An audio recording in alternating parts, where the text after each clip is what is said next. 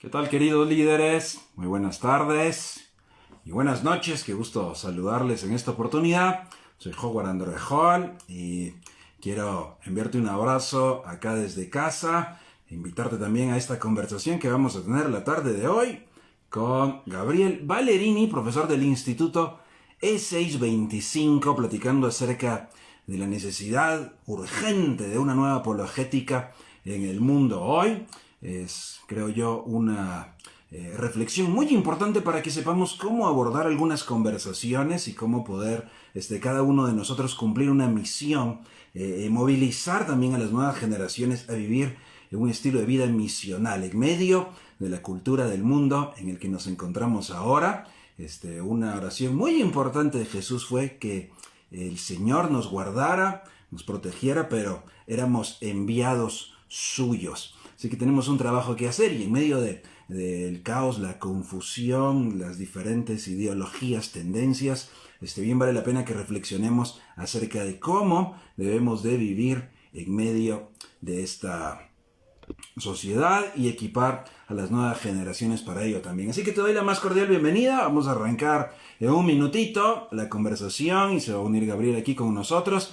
Mientras tanto, por favor, si puedes anotar ahí en los comentarios de dónde nos estás sintonizando, dónde te encontrás, si puedes, querés enviar algún saludo, si querés contar algo acerca de tu ministerio. Enhorabuena, siempre nos alegra mucho. Es un pequeño detalle, pero nos ayuda a conectarnos y a conocernos también. Así que vamos juntos como amigos, sirviendo al Señor, sirviendo a las nuevas generaciones, sirviendo a la iglesia y a las familias para que podamos ser efectivos en discipular. Así que contale a alguien más también de esta conversación. Vamos a estar aquí platicando durante 30 minutos, hablando acerca de cómo se está viviendo hoy en nuestras diferentes sociedades esa batalla cultural y en qué consiste, de qué se trata y qué podemos hacer nosotros al respecto. Compartí el link, por favor, invita a tu equipo de liderazgo, invita a los pastores también que puedan ser parte de esto y que juntos podamos realmente dejar una huella positiva, indeleble, la huella de Jesús en medio de la sociedad, ser una luz colocada estratégicamente para reflejar ese carácter de Cristo. Así que nuevamente te doy la más cordial. Me alegro mucho. Saludos, qué bueno por acá verlo. Algunos que estoy notando desde Ibagué, vamos a ver desde dónde más, estoy viendo acá, alguien más, varios de Colombia, qué bueno, fantástico, Argentina, excelente también, El Salvador, Guatemala, Chiquimula, muy bien, fantástico, pues por favor, escribí ahí de dónde nos saludas y así podemos también juntos ser parte de esta conversación. Querido Gabriel, muy buenas tardes, buenas noches ya para ti, ¿verdad? Sí, acá son las 8.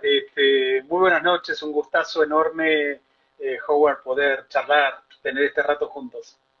Sí, qué bueno, Gabriel, gracias. Estamos con mucha expectativa de esta conversación y de lo que vamos a contar también que viene en el instituto para el próximo mes, porque estamos viviendo tiempos muy complejos, muy delicados y tenemos que tomar algunas acciones cruciales. Así que esta conversación la denominamos esta batalla cultural que existe hoy.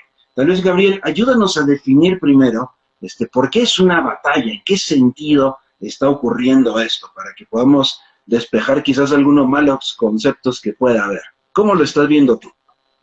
Batalla en el buen sentido, siempre decimos en términos espirituales que el simple hecho de ser cristianos, cuando uno toma la decisión de ser cristianos, eso en el mundo espiritual implica automáticamente vivir una guerra, que es la batalla, que es la guerra interna que cada cristiano vive, cada persona vive por el simple hecho de decidir seguir a Cristo, es decir, seguir a Cristo con las demandas morales, éticas, lo que se espera en el cristianismo, lo que espera Dios, que un cristiano de alguna manera realice, viva genuinamente, eso implica librar una guerra en términos espirituales entre el reino de Dios y el reino de las tinieblas, pero con la realidad, con el mundo concreto, digamos, con un mundo, con un sistema anti Dios, con una sociedad que permanentemente le libra la guerra a todos los valores que son bíblicos y están presentes en la cosmovisión cristiana. La verdad es que hoy ser cristiano y querer vivir una vida normal, digamos, como cristiano, es realmente ir en contra de la cultura de la sociedad, es estar en contra de la idiosincrasia de este mundo. Pero, ¿por qué denominamos batalla o guerra? Yo a veces, como estoy tan acostumbrado a estas palabras, ya lo hago en forma natural y puede quizás escandalizar a algunos o tener que aclararlo. Pero la realidad es que es una guerra declarada. Porque hoy solamente no estamos hablando de que hay una cultura que es contraria, no, a Dios o a los valores cristianos, no. Estamos hablando de una batalla que es espiritual, que es cultural, que por supuesto es ideológica, hay una confrontación ideológica con dos bandos y dos posiciones muy enfrentadas, pero es una batalla política. ¿Por qué? Porque la mayoría de los gobiernos, de los estados, están legislando leyes cada vez más coercitivas, leyes punitivas, leyes que obligan a la ciudadanía a tener que pensar de una determinada manera, a tener que adherir a una idiosincrasia determinada y a tener que actuar en consecuencia. Entonces, ahí ya hay una confrontación muy explícita.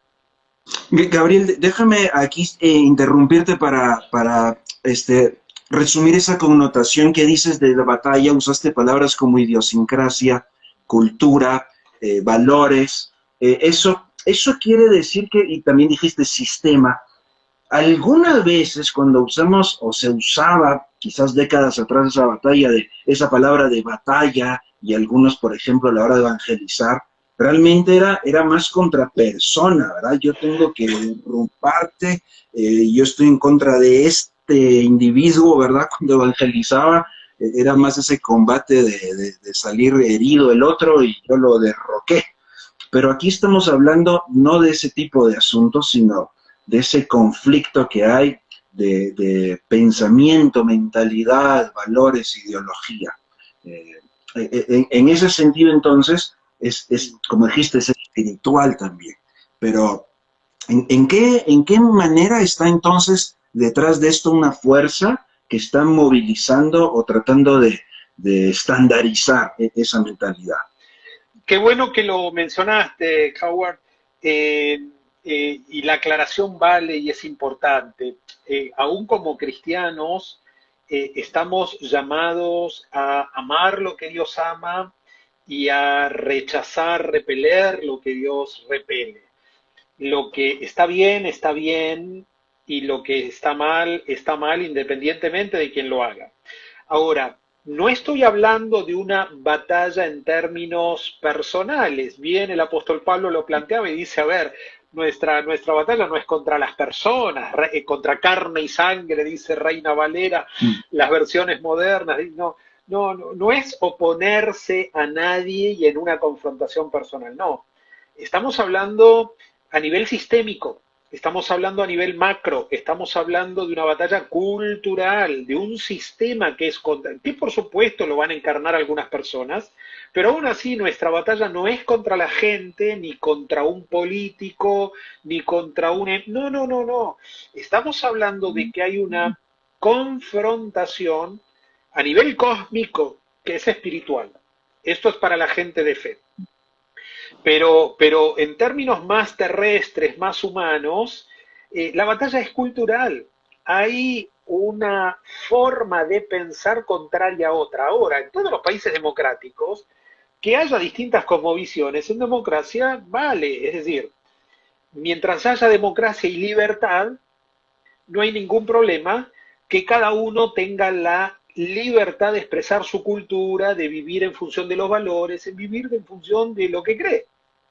Pero el problema que estamos teniendo en este tiempo es que hay una cultura y una ideología, un movimiento a escala globalista con organizaciones a nivel supranacional que están coartando a los gobiernos de alguna manera a legislar y a imponer un tipo de ideología, de pensamiento y de políticas de Estado que coartan libertades, que vulneran derechos fundamentales, derechos constitucionales en la mayoría de nuestros países, valores ancestrales de nuestra tradición judío-cristiana que se han respetado, que son cuna de la mayoría de las constituciones en nuestros países, apoyados en la ley natural, y que de alguna manera coartan la libre expresión del resto de los ciudadanos que no adhiere a esa idiosincrasia. Entonces, esto ya se transformó en algo explícito.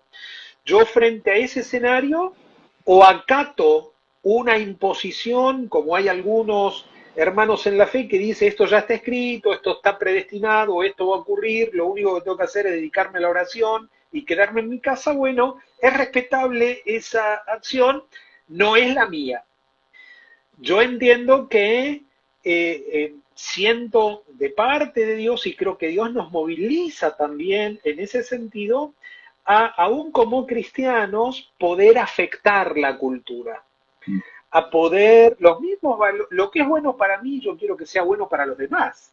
Entonces, lo que es bueno, y entendemos que es bueno, que son esos valores cristianos que emergen del Evangelio, poder afectar la cultura con esos valores. Y de esto trata esa batalla. Claro, Gabriel, dentro del curso que vas a abordar, que justamente comienza ya en pocos días, el 1 de diciembre, se abre el curso, así que si estás escuchando hoy esta conversación y querés tener más información, mira ahora mismo institutoe625.com, ahí está la información para inscribirte al curso de Gabriel. Uno de estos temas en particular, quizás para tratar de poner un elemento tangible de esa agenda global, es el tema del aborto. Y has estado muy involucrado, has estado escribiendo, has estado también en distintas conversaciones, incluso a nivel de lo que se refiere a gobierno en tu país. Este es uno de esos aspectos en donde esas ideologías se encuentran, ¿no?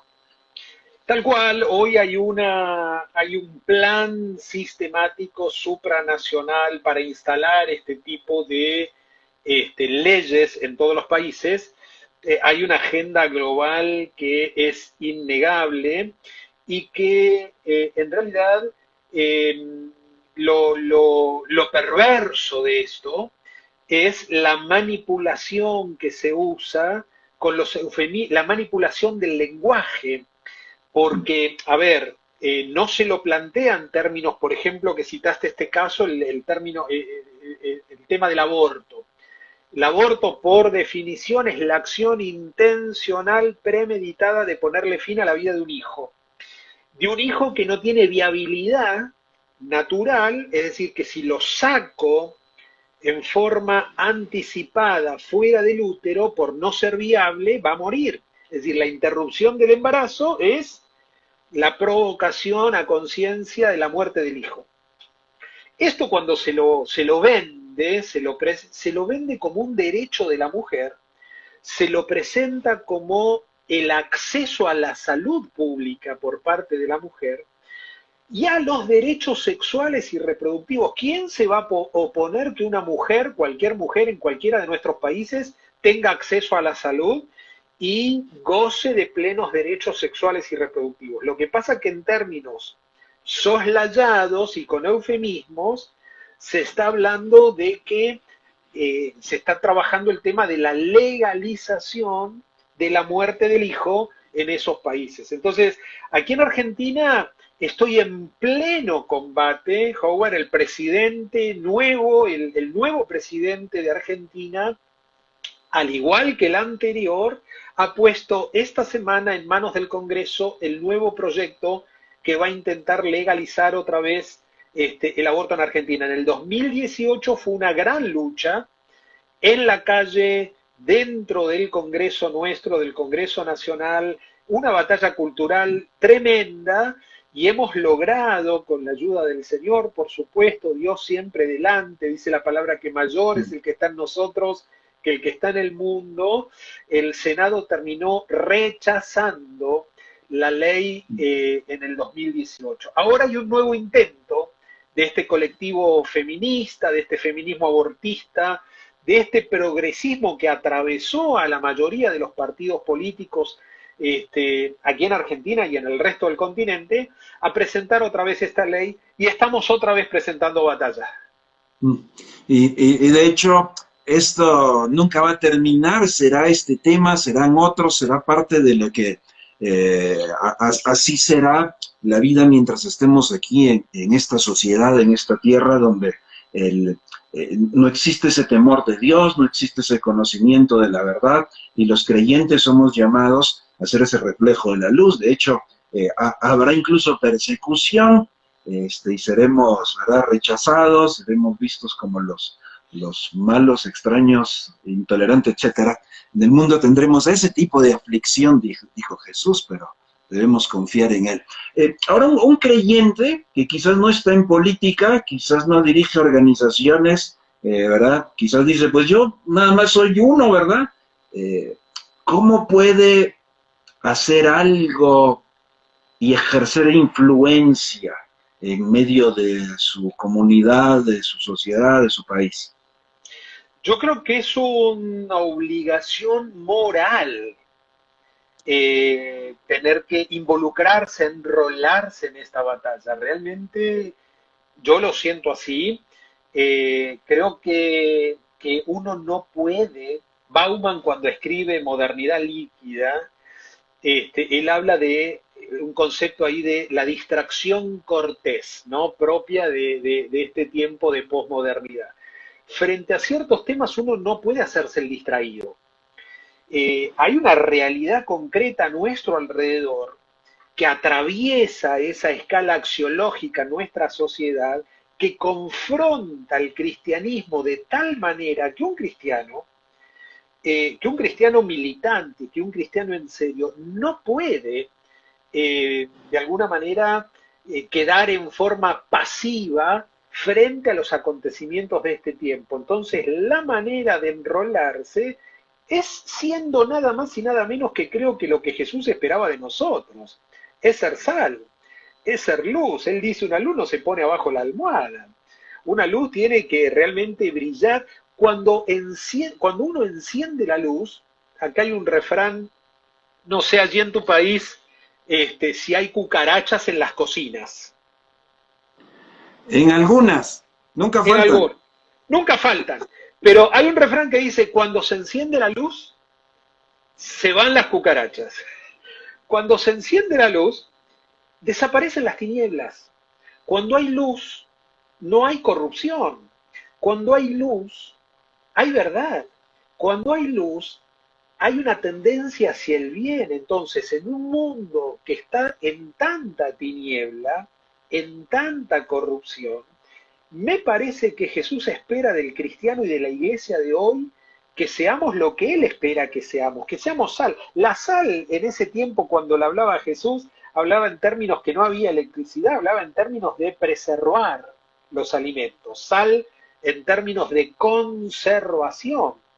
En este tiempo como nunca hace falta protagonistas, líderes, personas, cristianos. La iglesia es un actor importantísimo en la sociedad hoy, que puedan ayudar a conservar valores, porque ya los valores están perdidos, se ha perdido el respeto, se ha perdido cualquier tipo de valor, cualquier tipo de moral. La mayoría de nuestras naciones, el gran problema que tienen es una gran crisis moral, Howard.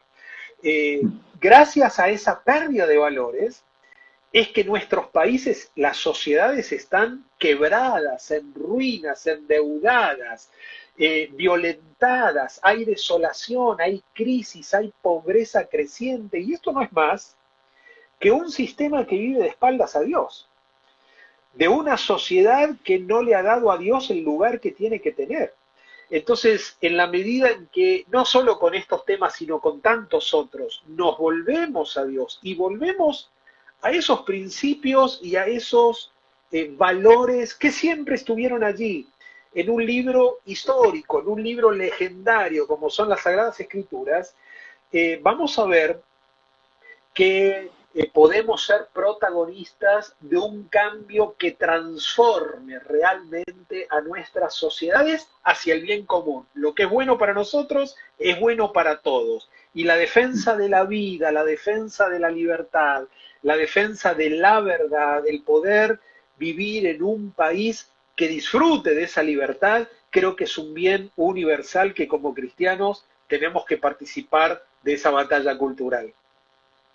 Gabriel, pensando en los líderes de nuevas generaciones que nos están escuchando, obviamente el trabajo de iglesia y todo el desarrollo de los programas y actividades a veces hacen que uno se envuelve en una rutina de actividad de programas. Lo que estamos hablando es formación de convicciones bíblicas en los creyentes, formación de un carácter conforme al carácter de Cristo, que entonces cada creyente con esa firmeza bíblica, con esa firmeza del carácter del Señor, de su palabra, se mueve en diferentes ámbitos y va ejerciendo, va transmitiendo, va contagiando a otros, va siendo una evidencia pública de esas verdades. Queridos líderes, en medio de todo lo que desarrollamos, no olvidemos que esa formación, esa enseñanza bíblica, no es simplemente para tener un tiempo más de predicación y tratar de hacerlo muy entretenido, tratar de lograr que salgan todos contentos, ¿verdad? Y que les guste cómo enseñamos. Es realmente una formación, como decía el apóstol Pablo en Colosenses 1:28, el formar a Cristo en cada uno para presentarlos maduros en Él. ¿Cómo estamos nosotros viviendo eso primero, ¿verdad? Como líderes, como siervos de Dios, y cómo lo estamos enseñando y formando a otros, cómo estamos formando esos discípulos que tienen esas convicciones firmes. De esta forma, en primer lugar, van a poder desenmascarar, ¿verdad? Evidenciar cuando hay falsedad, mentira, y vivir ese reflejo de la luz en todo lugar donde se encuentran. Gabriel, ¿estás por ahí? Porque yo te veo aquí, te veo acá congelado. Yo tengo un poco de frío, pero me refiero a tecnológicamente. A ver, creo que lo perdimos. Ya se conecta nuevamente. Se trata de formar esos discípulos que no brillan por luz propia, sino brillan siendo ese reflejo de Jesús. Jesús es la luz del mundo. Nosotros tenemos que hacer ese reflejo que lo evidencia Él. Así que esa formación de carácter es indispensable. Nuestros modelos educativos, nuestros modelos de formación bíblica no es simplemente de información, tiene que ser esa transformación que parte desde el mismo interior, desde el mismo ser, de modo que si alguno está en Cristo es nueva creación, es nueva criatura. Y eso va a implicar un nuevo estilo de vida y va a implicar una nueva misión, ¿sí? Ahora siendo agentes de reconciliación también, enseñando a otros. Vamos a invitar aquí nuevamente a Gabriel que venga. Estas cosas tecnológicas suceden. Es parte ya de todos los desafíos también con los que nos enfrentamos ahora en esta parte. Bienvenido de nuevo, Gabriel. Sí, se había perdido ahí la conexión. Pasan estas cosas, pero mientras te fuiste yo hablé muy bien tuyo. Dije que eras un tipazo. Muchas gracias. Flaco y simpático. Eso, y mucho más características. Estaba hablando de, haciendo un llamado a los líderes que nos enfoquemos en la formación de convicciones. No es simplemente enseñanza por entretener, ¿verdad? Así se vive la misión. ¿Cómo podríamos también enfocar esta urgente participación en la batalla, pero hacia las nuevas generaciones? ¿Qué es lo que vive uno de nuestros universitarios o un adolescente en cuanto a toda esta temática que estamos hablando? Yo no sé cómo puede llegar a ser en los países de Centroamérica hacia arriba, por lo menos sí me consta de Centroamérica hacia abajo, viven una realidad muy parecida a lo que se vive en Argentina. Los terciarios y las universidades están tomadas absolutamente por estos colectivos de ideología progresista y anticristiana, donde no sé cómo lo viven, creo que en Canadá, por ejemplo, también la mayoría de las universidades, el cuerpo docente de las universidades, en su gran mayoría, tanto en la esfera pública como privada, y aún en instituciones religiosas de carácter confesional, no escapan a esta realidad. Hay una comunistación ideológica, hay un socialismo progre muy metido en la cultura, donde de alguna manera pararse en un aula, en una universidad, y simplemente afirmar un valor de carácter absoluto, enseguida despierta la ira de un sector que dice que ya no hay valores absolutos, que ya no hay verdad. No solo la ira, sino las descalificaciones. Que haya un joven que en una universidad se pare frente al aula y delante de sus compañeros simplemente para en forma explícita querer vivir una vida cristiana y se da a conocer como cristiano, enseguida es objeto de bullying, enseguida es estigmatizado, enseguida recibe no solo insultos, sino las críticas más fuertes hacia su persona. ¿Por qué? Porque hay una cultura que lleva a vivir un cristianismo hacia como culpógeno, es decir, uno tiene que pedir perdón por ser hombre y decir que uno es hombre. Por ejemplo, uno tiene que pedir perdón de decir, perdón, yo creo que hay dos posibilidades naturales en el ser humano, ser hombre o ser mujer. Decir esta barbaridad es ser objeto de escarnio, sobre todo en el escenario universitario. Y estamos hablando de cosas muy sencillas, ¿no? Por ejemplo, afirmar y decir, los hombres no menstruan. Algo que hasta hace unos años era una evidencia natural. Sabemos que es imposible que el hombre no pueda menstruar.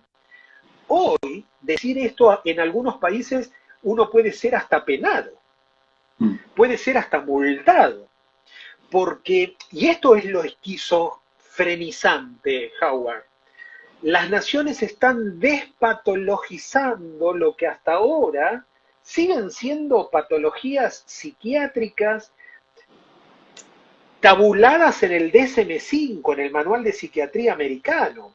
Entonces, por ley, obligan a un sector de la ciudadanía a tener que adherir y alienarse de una realidad natural para adherir a una cosmovisión. Entonces, hoy hay que ser muy valiente para vivir la vida cristiana, y sobre todo pienso en esa muchachada, en esos jóvenes, ¿no? Tener que enfrentar desde la juventud la cosmovisión tan fascista y tan autoritaria que se está viviendo en muchas universidades, que uno puede ser brillante en matemática, pero si se cruza el profesor de matemática con alguno de estos temas, puede reprobar la materia, no porque le falten contenidos, sino porque no adhiere a una ideología progresista. Hoy se está viviendo esa realidad. Claro, el cristiano que manifiesta su fe, que explica sus convicciones, se vuelve despreciable en medio de esta sociedad, de objeto de ser marginado y victimizado en muchos sentidos. Se requiere entonces de esos hombres y mujeres que están dispuestos a negarse a sí mismos, tomar la cruz cada día y seguir a Jesús en medio de un ambiente hostil, ¿sí? Las nuevas generaciones. De hecho, pensé que iba a decir los pibes, pero dijiste la muchachada. Las nuevas generaciones, cimentar esa confianza en el Señor y esa convicción. Gabriel, ¿dirías que en las últimas décadas la apologética ha cambiado. El acercamiento apologético es igual que tiempo atrás, lo que nosotros vivimos o los que nos precedieron. ¿Ha cambiado el sentido o se mantiene igual? ¿Cómo lo ves desde tu lente? Creo que el espíritu apologético se mantiene, se comparte. Lo que han cambiado, y indudablemente las temáticas de este tiempo quizás son diferentes, de hecho lo son, a lo que uno entiende por apologética cristiana del siglo pasado, digamos. Es decir, hay temas que hoy ya no se discuten ni valen la pena discutir, temas que pasan por lo dogmático, temas que, es decir, sabemos que nadie va a llegar al cielo y a la eternidad por su dogma de fe, digamos, ¿no? Es decir, nadie va a llegar al cielo por aceptar el milenio o no aceptar el milenio, por, digamos, ser digamos, no es el dogma de fe el que me va. Hay temas que creo hoy están superados aún desde lo teológico, pero la apologética es presentar defensa. Aún desde el nacimiento de la iglesia primitiva estuvo esta necesidad, con el mismo entusiasmo, por ejemplo, que en el siglo I, fin del siglo I, en el mismo siglo del Señor. El último de los evangelistas, Juan, con su evangelio, con sus cartas, primera, segunda, tercera, y aún con el libro del Apocalipsis, Juan fue un gran apologeta. Y Juan es el teólogo de los evangelios. ¿Y a qué me refiero? Más allá de ser descriptivo, como son los sinópticos, Juan es el que te lleva a pensar, Juan es el teólogo. Juan no arranca con la infancia, con la niñez, con el pesebre. Juan arranca diciéndote el primer versículo absolutamente apologético: en el principio era el verbo, y el verbo estaba con Dios, el verbo era Dios. Ya ese primer versículo ya te está marcando la cancha de a quién le está hablando. ¿Y por qué? Porque había una cultura en el ambiente, el gnosticismo, una corriente de la cultura helénica, que estaba negando la deidad de Cristo. Entonces Juan, cuando se para a escribir el Evangelio, lo está haciendo ya con el primer versículo diciendo: a ver, este Jesús, que ahora les voy a contar quién es, sí, está bien, el hijo del carpintero, de María, todo eso que ustedes vieron en los sinópticos, arranca diciendo: es Dios hecho hombre. Y esta afirmación de defender la deidad de Cristo la va a mantener en sus escritos. ¿Por qué? Porque había una corriente ideológica que la estaba negando. Entonces, hoy creo que en la apologética de hoy hay dice la palabra que la iglesia es baluarte de la verdad. ¿Por qué el ataque de estos colectivos a la iglesia? ¿Por qué el feminismo ataca a las iglesias, violentando los templos, haciendo escritos, quemando iglesias, como ha ocurrido en Chile, prendiéndole literalmente fuego? Se suele escribir una frase de estos grupos en las iglesias diciendo que la única iglesia que arde, la única iglesia que ilumina, es la que arde. Una frase que a los que tenemos un poco más de años, Howard, nos recuerda en los Estados Unidos al Ku Klux Klan. Una frase de lo más terrorífica. La única iglesia que ilumina es la que arde. Ahora, ¿por qué estos grupos se la agarran con...? Porque la iglesia, como institución, es precisamente una de las instituciones conservadoras por excelencia. La iglesia va a conservar los valores de la tradición judío-cristiana: el respeto a la vida, el valor de la familia, el valor del matrimonio, entendido matrimonio como la unión de un hombre y una mujer. Es decir, cosas sencillas, cosas básicas, pero cosas que la cultura de este tiempo está queriendo cambiar. Entonces, hoy hay una necesidad de una apologética que tiene que poner la Biblia en un lado y la cultura en el otro. Y hacer un diálogo de la Biblia con la ciencia, un diálogo de la Biblia con la medicina. Todos estos temas los vamos a ver en el curso. hacer un diálogo de la Biblia con el ius naturalismo, con el derecho, las leyes y la legislación, pero en función del derecho natural, no del derecho positivo. El diálogo de la Biblia con la filosofía, con una antropología que no solo exalte al hombre en sí desde un funcionalismo, sino desde una antropología que realmente dignifique el valor de la vida humana. El diálogo de la Biblia con aún los nuevos adelantos tecnológicos, la nanotecnología, todo lo que tiene que ver con la manipulación genética, con la genética, es decir, poner en diálogo las nuevas disciplinas con la Biblia y poder decir, bueno, a ver, este libro tan viejo, pero es un libro riquísimo por los valores que uno puede entender que tiene, ¿cómo dialoga hoy con las cosas que están pasando?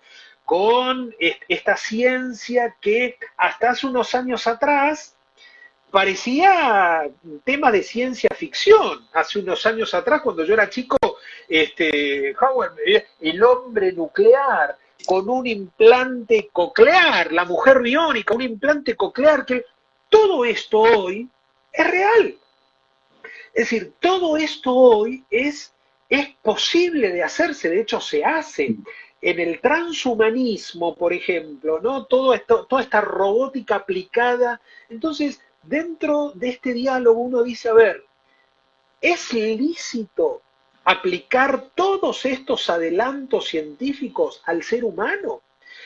Aún la Biblia creo que tiene mucho para decirnos. Y el gran desafío en este curso, Howard, es poder entrar en ese diálogo y reflexionar juntos sobre las cosas que están ocurriendo, que como iglesia somos pasibles de vivir. Dice la palabra, decía el Señor, no somos de este mundo, pero estamos en este mundo. Y al estar en este mundo somos pasibles de vivir estas cosas. Bueno, y el desafío es, ¿cómo las vamos a enfrentar? ¿En silencio? ¿Callados? ¿Haciéndonos los distraídos? ¿O entendemos que la Biblia tiene algo para decir hoy? Sí, de hecho, esto, lo que estás mencionando fue esa oración de Jesús, sí. Tiene una misión que cumplir y es una misión activa, no podemos estar pasivos. Me parece que toda esta turbulencia ideológica que se da hoy nos pone frente a una gran oportunidad, en primer lugar, de hacer esos diálogos que quizás tiempo atrás no se hacían. Solo la iglesia, la Biblia y pues, todo lo demás es malo, ¿verdad? La antropología, la filosofía, la ética, todo eso está contaminado, está oscuro, está feo. Nosotros en el templo y la Biblia. Primer error, diría yo. Y luego el segundo es que quizás se enseñaron simplemente respuestas, pero no preguntas. Y entonces ahora tenemos la oportunidad de volver a hacer preguntas, revisar nuestras convicciones a la luz de una cosmovisión bíblica y tener ese diálogo con el mundo hoy. Para quienes nos están preguntando, y estamos próximos a cerrar esta breve conversación, pero sí, esto queda grabado, va a estar aquí en la cuenta de Instagram, Instituto de 625, ahí lo vas a poder ver nuevamente, y en los próximos días, Gabriel nos platica de un curso, vas a abordar 24 temas dentro del curso que comienza la semana próxima. Aborto es uno de ellos, de hecho es parte del título del curso, pero nos das un pequeño adelanto, porque lo que estamos viendo hoy es más complejo y hay más cosas que estudiar.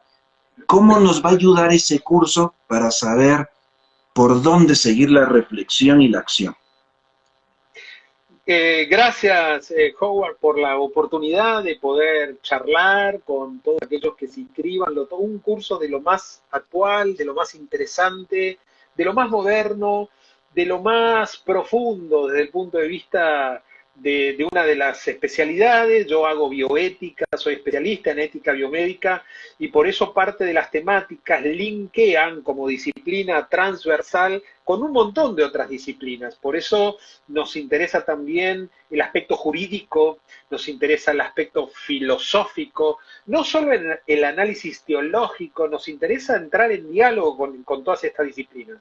El tema del aborto, no solo vamos a ver un montón de argumentos para defender la vida, sino además vamos a definir ¿qué es la batalla cultural?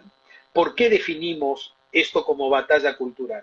Vamos a estar hablando también de aspectos que tienen que ver para posicionarnos en ese contexto con la agenda globalista, para entender un poco por qué las naciones se mueven como se mueven, por qué de alguna manera los países legislan como legislan, por qué llevan al Estado. A ver, la sexualidad, hasta no hace la Biblia habla muchísimo de la sexualidad. Hay que hablar mucho de la sexualidad en nuestras iglesias. Cuando yo era chico, uno de mis pastores, profesores, también decía, no nos tenemos que avergonzar en hablar lo que Dios no se avergonzó en crear.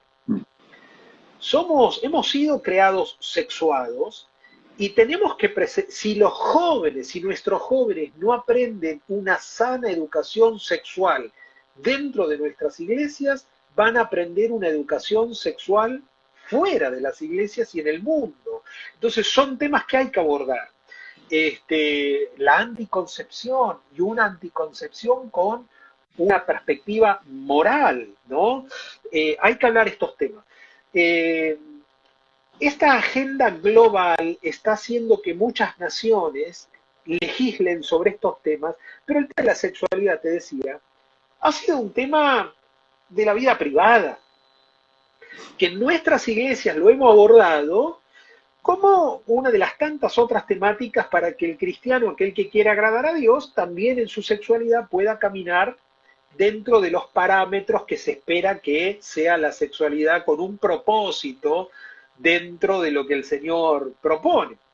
Pero el tema es que hoy estamos viviendo en un gobierno y en un Estado que está legislando la vida sexual de los ciudadanos, que la sexualidad ha tomado estado público.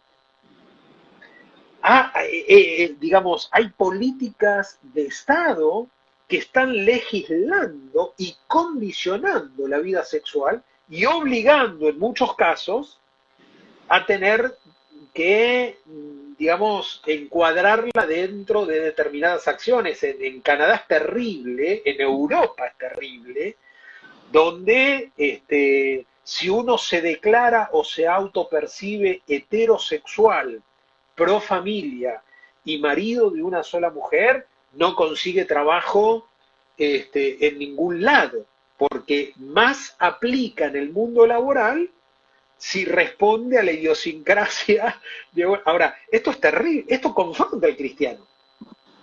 Esto confronta al que es, porque de alguna manera lo privado tomó estado público, ¿no? Entonces vamos a ver en las temáticas un poquito cómo este progresismo y esta hegemonía cultural está presente en muchos de nuestros países. Vamos a ver de dónde viene el ataque a la vida, a la familia, a los valores cristianos. Me gusta usar una palabra, cristofobia, y la voy a aclarar en el curso. Hoy estamos viviendo un poco esta dualidad de Estado laico o Estado religioso, ¿sí? Y se quiere sacar a Dios de cualquier tipo de participación pública. Vamos a meternos un poco en esas temáticas, vamos a ver un poco el peligro de la imposición de las ideologías de género en la educación, ¿sí?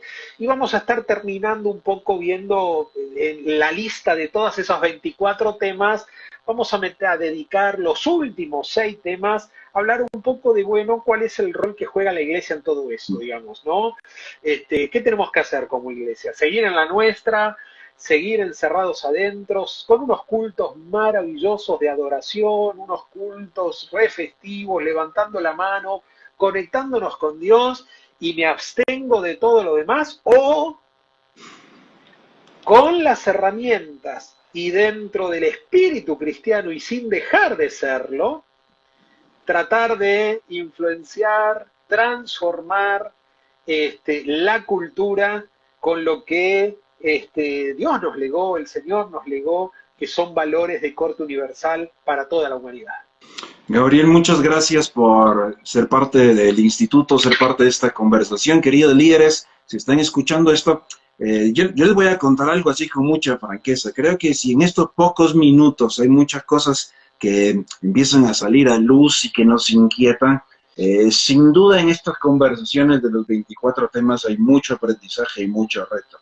Yo personalmente les cuento, cada vez que interactuamos o hablamos por teléfono con Gabriel, simplemente para preguntar cómo vas con el curso, yo aprendo siempre muchísimo, Gabriel, de cada conversación contigo. Y sé que el contenido de estos videos y del curso es algo único que has creado, que es parte de lo que Dios te ha dado, de las vivencias, de tu reflexión también, de la experiencia. Creo que es un contenido incomparable. Creo que no hay en otro lugar cuestiones así. Así que estamos muy agradecidos, muy a la expectativa. Queridos líderes, vayan ahora mismo a www.institutoe625.com. Ahí encontrás la información del curso. Lo abrimos el 1 de diciembre, es un día martes. ¿Qué significa eso? Que te inscribes ahora mismo, pero el 1 están habilitadas las sesiones. Así que incluso esa misma semana habrá un margen para inscribirte todavía en esos días. El curso lo haces en tu propio horario, a tu propio ritmo, durante todo un mes. Tienes disponibles las sesiones para poder trabajarlas, para poder hacer ahí la reflexión y los ejercicios. Y cabe además decir que en el mes de diciembre hay una clase en vivo con Gabriel para poder platicar, para poder exponer todas las preguntas, las dudas y poder ahondar todavía más en los temas que se abordan en el curso. Así que es un lujo poder contar contigo, Gabriel. Gracias por esta conversación también, muy a la expectativa de lo que viene ahí en el curso. Que Dios te siga usando a ti y tu familia, que te guarde y que todo lo que sigas haciendo deje esa huella del nombre de Jesús en medio de la sociedad. Gracias, Howard. Un gusto enorme, un privilegio para mí ser parte de esta aventura. Me dedico a la docencia, disfruto cada clase y sobre todo estos temas que ayudan a toda la juventud, por lo menos a tomar conciencia y pensar juntos de qué rol estamos desafiados a